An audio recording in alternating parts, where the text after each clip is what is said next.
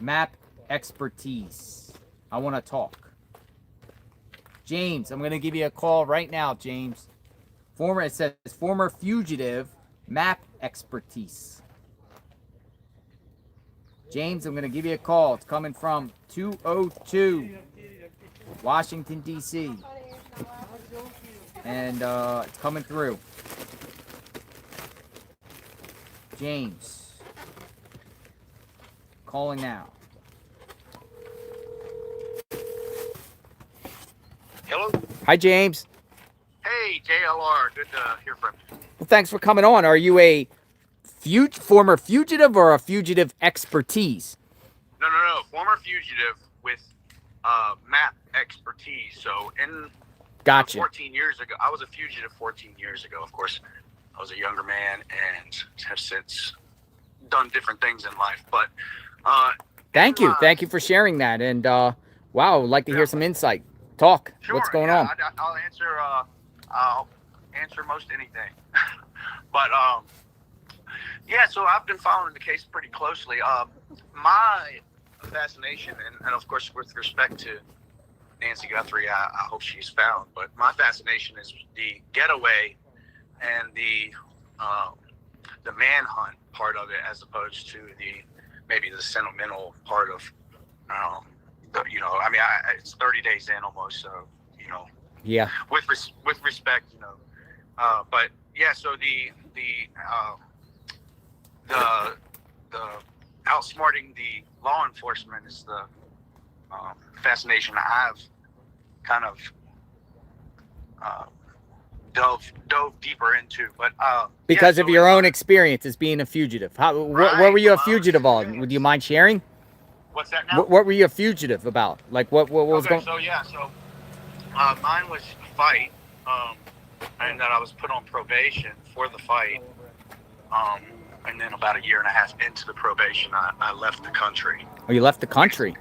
Yeah, so when I say fugitive, it wasn't, they weren't looking for me for a crime, but I was, they had put out a warrant because of the probation. Gotcha. So I actually left the country without a passport, and returned back to the United States without a passport. This was 14 years ago, 2012. So, and I was never arrested. I ended up turning myself in. Mm-hmm. And it was all because of the loneliness of hiding. Dude, hold on. So, give me 1 second because we got an Amazon guy delivering a package. Sure. Hold on 1 second. We got it.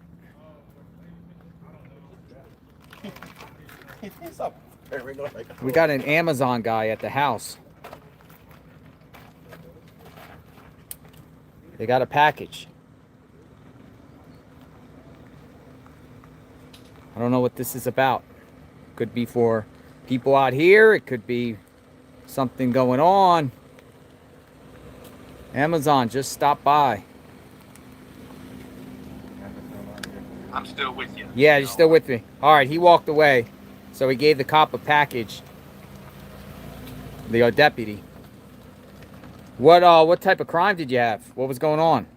So for me, mine was unlawful wounding. That was what I ended up being convicted of. But again, that was many years ago, and of course,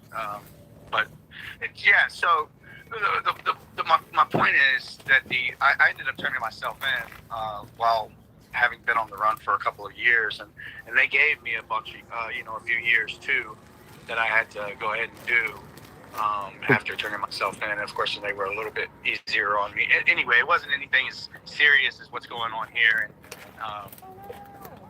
but I can tell you that, and this is from experience. This guy, he either doesn't have anyone to make proud, or so he doesn't have children, he doesn't have parents, he doesn't have. You think that? I think this guy is, or his parents are maybe in another country. So the middle of the night, mischief. Obviously, it's beyond mischief, but the mischief was never seen by anybody So his routine has not been observed Because his family could be overseas. or whatever, so Doesn't have family. Well, that's a good point. I mean, actually, so that's a very good point, because, not to cut you off, but I mean, we've been hearing at the time, well, some of these law enforcement experts have been going on these networks saying, someone's going to recognize, so this perp has family, and someone's going to, see his routine or see that he's not acting normal or something. But what if the perp is not from this country and they don't normally see his routine? right. So this guy, he's not. If there hasn't been a tip that has led to him yet, this guy is not well integrated, and also, and we can talk more about that. But also, I think the gun was not just a scare tactic, but it was also a plan alternative. If while escaping, he were to be confronted, he can take his own life. I have not heard that from anybody else, but it was his own. He created his own destiny with that gun too, or that pew. Yeah. So, but why would he take her though? And with why would he go that high risk of taking someone only to be confronted and take his own life? Like, what does he get out of that? There's a fantasy maybe. I can't say for sure, but I mean, I personally don't believe that it has much to do with the celebrity aspect of it. I mean, or maybe it does, but the other thing is, I've learned a lot just from watching your feed and the deeper dives into this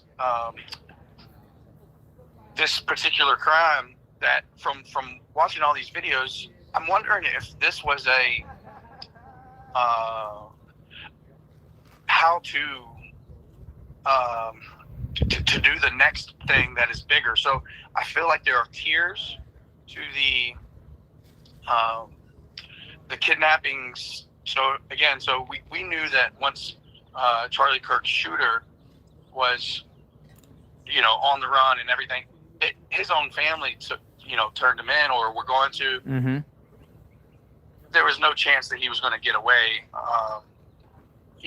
This is not even on the level of Charlie Kirk, if you ask me.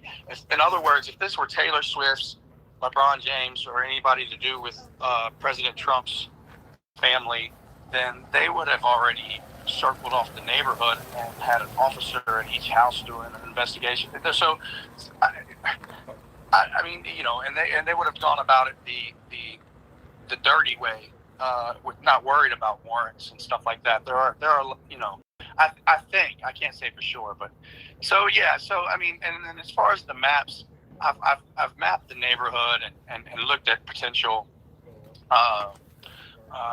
the quickest exits, the best, the reasons behind all the routes, and to me, the guy stayed in the neighborhood until day. And again, it's all speculation, but you want to blend. So you think the plan was to get her out, hide in the dark, because the neighborhoods are pitch black. Then when it turns light, just head out and blend in with the heavy traffic that comes. So, hop in with 4 of the other neighbors that are heading to church at 9 a.m. and just hop in with their caravan and get out of town. That's an interesting perspective, because and not a single person would have seen it as odd. I can say, out here pitch black at night, you're going to be the only car out here. Oops, somebody else just arrived. Yes. So I mean, any lights would have been suspicious. And then I also believe that it wasn't a sedan of any sort to take somebody. It's probably best to have some type of separated cabin. An example of maybe like a van or a box truck, but a box truck would be too loud. But give me 1 second. We got something going on here. Okay, sure.